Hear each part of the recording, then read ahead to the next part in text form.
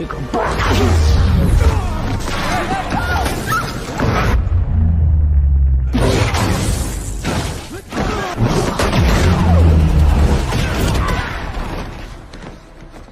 ini bercerita tentang seorang lelaki yang berubah menjadi vampir setelah ia menyuntikkan sebuah serum buatannya sendiri dengan harapan ia sembuh dari penyakit yang sudah ia derita sejak kecil.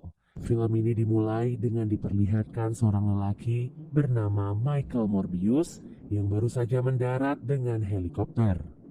Kemudian ia berjalan tertatih-tatih menuju ke arah sebuah gua. Dapat dilihat kalau di pintu gua itu sudah terdapat sebuah alat perangkap kelelawar. Begitu sampai di pintu gua, Morbius berdiri dan menyayat tangannya sendiri. Darah yang menetes membuat ribuan kelelawar berhamburan keluar, menyerbu apapun yang ada di luar gua.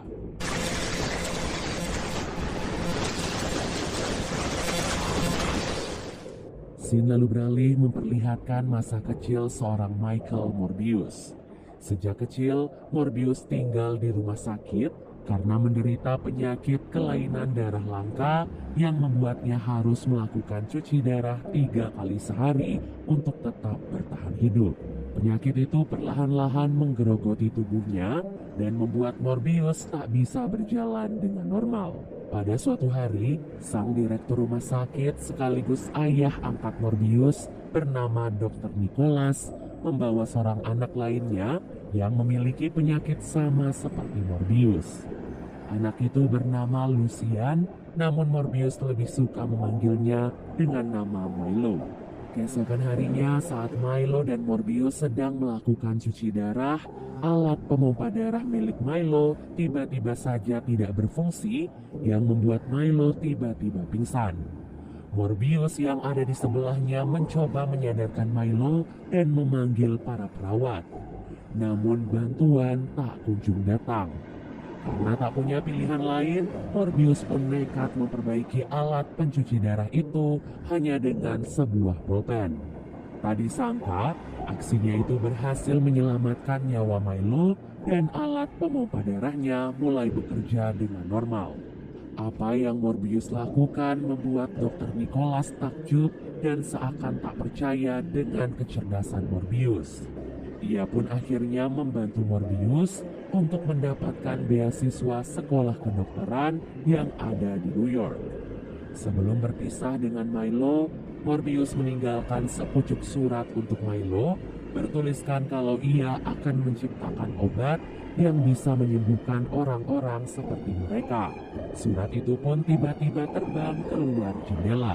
Milo yang keluar untuk mengambil surat itu mendapati kalau suratnya sudah ada di tangan anak-anak nakal.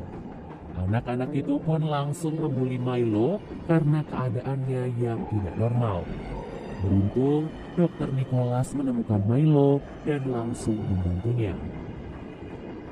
25 tahun kemudian, Morbius tumbuh menjadi seorang dokter dan ilmuwan yang sukses menciptakan sebuah temuan berupa darah sintetis yang sudah menyelamatkan begitu banyak nyawa. Berkat penemuannya itu, Dr. Morbius mendapatkan hadiah Nobel dari Raja dan Ratu Swedia, namun ia malah menolaknya. Saat ini, Dr. Morbius bekerja di laboratorium Horizon bersama dengan rekannya yang bernama Dr. Martin. Di sana, Morbius dan Martin merawat anak-anak dengan kelainan darah. Selain itu, selama bertahun-tahun, Morbius juga melakukan penelitian untuk menemukan formulasi penyembuhan dari penyakitnya. Dr. Martin kemudian menemukan bahwa Morbius diam-diam menangkap ratusan kelelawar penghisap darah dari gua Costa Rica dengan harapan menyatukan gen mereka dengan miliknya sendiri untuk menyembuhkan kondisinya. Beberapa kelelawar telah dijadikan objek penelitian untuk menemukan serum yang cocok agar nantinya bisa disuntikan pada manusia. Namun, dalam beberapa kali percobaan, Morbius selalu gagal. Dalam sebuah percobaan, Morbius mengeluarkan jaringan kelelawar dan dicampurkan dengan senyawa kimia tertentu lalu disuntikan pada tubuh seekor tikus. Apabila tikus itu mampu beradaptasi dengan DNA dari kelelawar, maka bisa dipastikan formula itu berhasil sehingga serumnya bisa disuntikan pada orang-orang yang menderita kelainan darah, termasuk Morbius sendiri. Setelah disuntikan serum, tikus percobaan itu pun tiba-tiba pingsan, membuat Morbius dan Martin putus harapan. Namun setelah ditinggal beberapa saat, tikus itu pun tiba-tiba bergerak dan kembali hidup. Setelah semua penelitian panjang, akhirnya Morbius berhasil menemukan titik terang. Setelah mendapatkan formulanya, Dr. Morbius langsung menemui sahabatnya yaitu Milo untuk membagikan kabar bahagia ini. Pada percobaan selanjutnya, serum formula gen kelelawar ini akan disuntikan langsung pada tubuh Morbius. Karena penelitiannya ini ilegal, jadi Morbius meminta bantuan Milo untuk menyiapkan kapal beserta kru kapal di perairan internasional yang akan dijadikan sebagai tempat untuk bereksperimen. Singkat cerita, semua persiapan pun akhirnya selesai. Dr. Morbius kemudian meminta Dr. Martin untuk menyuntikkan serum buatannya berisi DNA kelelawar.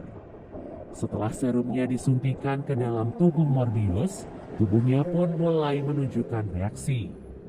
Dr. Martin kemudian mengikat kaki dan tangan Morbius karena tubuhnya terus berguncang.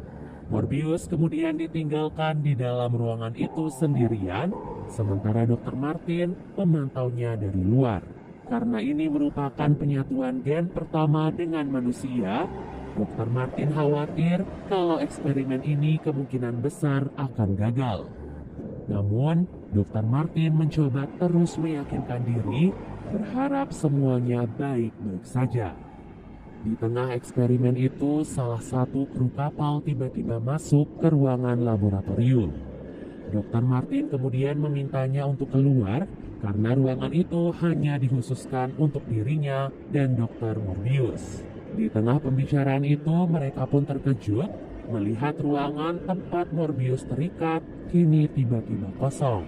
Mereka pun memeriksa ke dalam dan menemukan Morbius sudah bergelantungan di atas layaknya seekor kelelawar. Wajah Morbius berubah menjadi sangat mengerikan, lengkap dengan gigi dan kukunya yang sangat tajam. Dr. Martin yang ketakutan tak bisa berbuat apapun. Namun kru kapal yang ada di sana tetap mencoba menembak Morbius. Morbius yang marah lantas langsung menyerang kru kapal tersebut dan menghisap darahnya sampai habis. Dr. Martin yang ketakutan langsung berlari keluar dan menutup ruangan isolasi tersebut. Namun keributan yang terjadi membuat para kru kapal yang lain mulai berdatangan. Dr. Martin mencoba memperingati mereka untuk tidak menembak Morbius, namun para kru kapal tidak mendengarkannya. Melihat Dr. Martin pingsan, membuat Morbius semakin ganas. Ia pun menyerang seluruh kru kapal dan menghisap darah mereka hingga habis tak tersisa.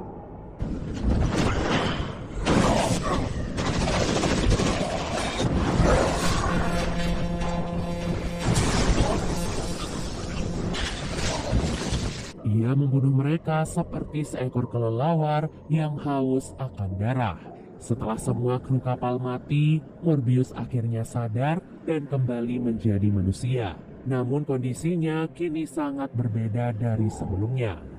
Tubuhnya kini terlihat sangatlah kekar, sehat, dan ia bisa berjalan seperti orang normal. Ketika ia sadar, ia merasa bingung melihat mayat orang-orang yang ada di sekitarnya. Dan begitu ia mengecek CCTV, ia pun sangat terkejut melihat apa yang sudah ia lakukan. Setelah itu, Morbius pun langsung mengecek kondisi Dr. Martin. Setelah memastikan Dr. Martin baik-baik saja, Morbius pun langsung menghubungi radio darurat dan kabur dari TKP. Tak lama kemudian, para agen FBI akhirnya datang untuk memeriksa keadaan di kapal tersebut. para agen merasa kebingungan melihat kondisi para mayat yang seperti dibunuh oleh vampir. Lalu, para agen pun mengevakuasi mereka semua, termasuk juga Dr. Martin. Di sisi lain, Morbius sampai di laboratorium Horizon untuk mengecek kembali hasil penelitiannya. Di sana, ia pun mencoba beradaptasi dengan kondisi tubuhnya yang baru, di mana kini ia seperti seseorang yang sudah memiliki kekuatan super. Sama seperti kelelawar, ia menjadi lebih ganas di malam hari, lengkap dengan radar penglihatan dan pendengaran yang sangat tajam. Uniknya, begitu ia masuk ke dalam tabung kelelawar penghisap darah, Morbius tidak diserang sama sekali. Tetapi ia malah diperlakukan layaknya seorang saudara. Demi bisa bertahan hidup, mau tidak mau, Morbius kini harus mengonsumsi darah. Karena ia tak ingin membunuh siapapun, jadi ia pun memutuskan akan mengonsumsi darah sintetis buatannya. Meskipun begitu, efek darah sintetis ternyata hanya berefek 6 jam, bahkan hari demi hari efeknya semakin menurun. Morbius khawatir jika nanti darah sintetis tidak berefek lagi, ia takut akan membutuhkan darah manusia untuk bertahan hidup.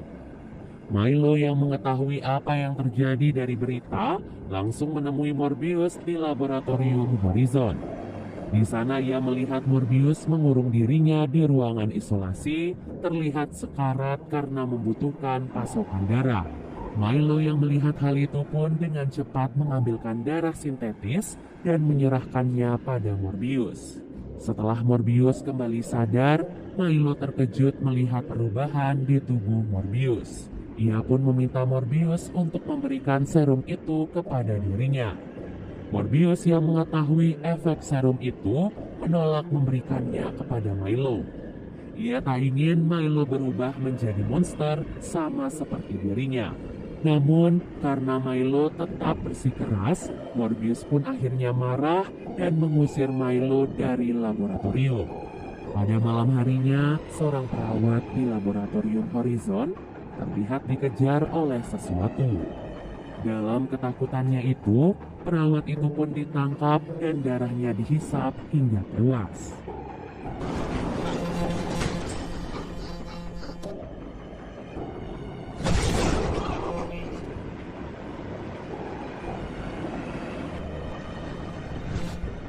Keesokan harinya, semua orang terkejut melihat mayat perawat tersebut.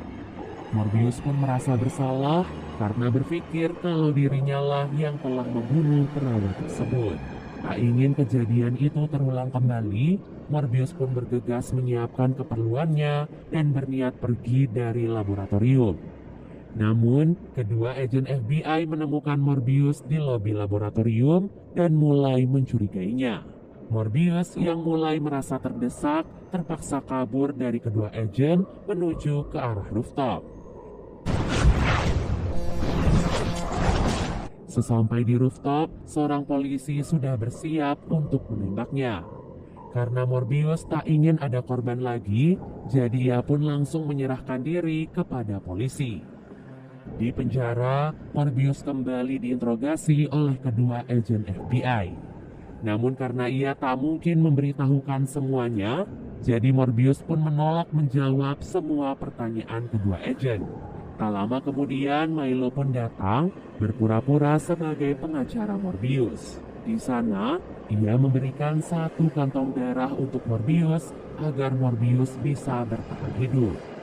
Setelah Milo pergi, Morbius melihat tongkat Milo tertinggal di sana, menandakan kalau Milo baru saja keluar tanpa bantuan tongkatnya.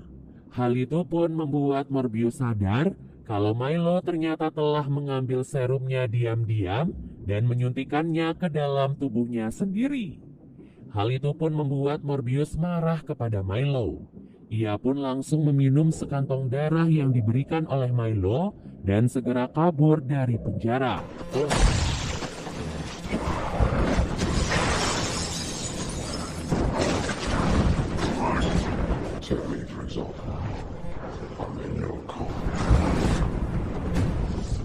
Tak lama kemudian Morbius akhirnya bertemu dengan Milo. Di sana, Milo mengakui kalau dirinya lah yang telah membunuh perawat laboratorium. Milo merasa kini saatnya orang-orang seperti mereka mendapatkan kehidupan seperti manusia normal. Morbius tidak seharusnya marah karena ini adalah anugerah dari Tuhan untuk mereka. Morbius yang mendengar hal itu semakin marah pada Milo hingga terjadilah pertarungan sengit antara mereka berdua. Kedua vampir itu pun saling bertarung tanpa memperdulikan orang-orang di sekitar mereka. Beberapa polisi yang datang mencoba menghentikan mereka, namun Milo malah membunuh semua polisi tersebut. Morbius pun mulai menyadari salah satu kekuatan yang ia miliki, yaitu kekuatan terbang.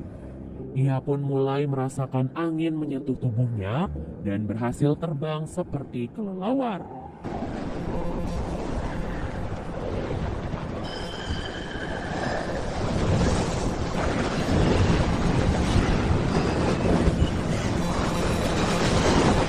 Di TKP pembunuhan, para agen yang melihat mayat para polisi langsung menduga kalau Morbius adalah pelakunya. Keesokan harinya, Morbius pun bertemu dengan Dr. Martin. Di sana, Morbius meminta bantuan Dr. Martin untuk mengambilkan semua barang-barangnya yang ada di laboratorium. Sebagai seorang ilmuwan yang sudah menciptakan semua kekacauan ini, Morbius merasa bertanggung jawab untuk menciptakan serum yang bisa mengembalikan dirinya dan Milo menjadi manusia biasa. Sementara itu, Milo kini sedang menikmati perubahan dan kekuatan yang ada di dalam tubuhnya. Ia kini bukanlah Milo yang lemah seperti dulu, jadi ia bisa dengan mudah membunuh siapapun yang membuatnya marah. Namun, akibat kebrutalannya, Milo tidak sadar kalau ia telah terekam CCTV ketika ia sedang menjalankan aksinya. Jadi pada akhirnya, para polisi dan agen FBI pun akhirnya tahu kalau ada vampir lain selain Morbius. Wajah Morbius dan Milo pun akhirnya disiarkan sebagai buronan di seluruh berita. Dr. Nicholas yang melihat hal itu pun terkejut dan menanyakan kebenarannya kepada Milo. Milo yang saat itu dalam keadaan marah akhirnya membunuh Dr. Nicholas dengan tangannya sendiri.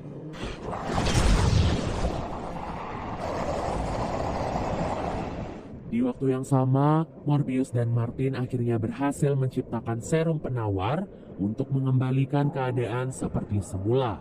Setelah itu, Morbius pun membawa serum itu dan mencari Milo. Di tengah pencariannya, Morbius mendapatkan telepon dari Dr. Nicholas yang saat itu sedang sekarat. Morbius pun langsung pergi menemui Dr. Nicholas dan berniat menyelamatkannya.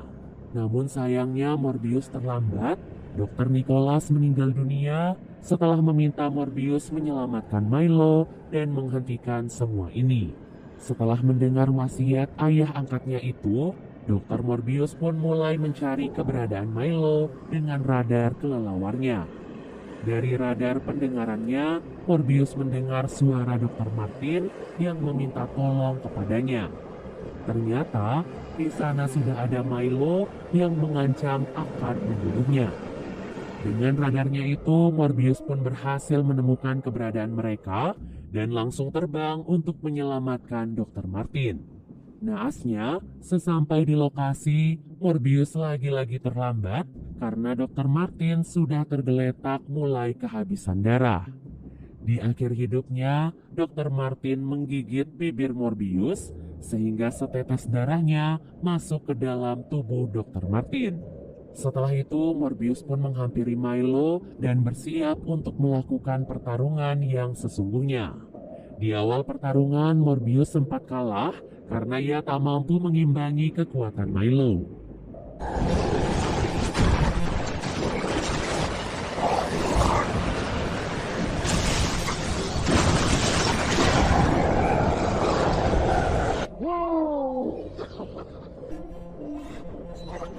Namun ia kemudian mengendalikan ribuan kelelawar untuk datang dan menyerang Milo.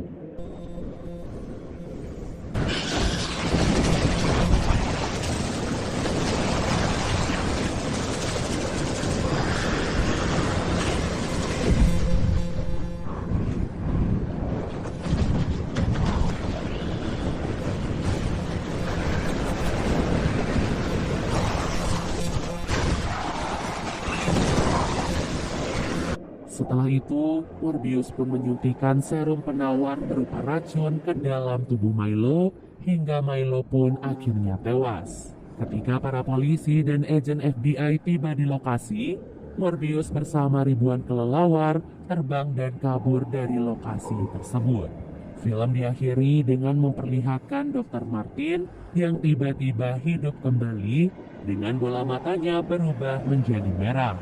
Di post-credit scene terlihatlah retakan multiverse di film Spider-Man The Way Home yang membuat Vulture menyasar di multiverse Morbius. Lalu pada malam harinya, Vulture menemui Morbius di tengah gurun pasir. Ia pun mengajak Morbius untuk bekerja sama membalas perbuatan Spider-Man. Dan Morbius pun akhirnya tertarik dengan kerjasama tersebut. Dan film ini pun akhirnya selesai.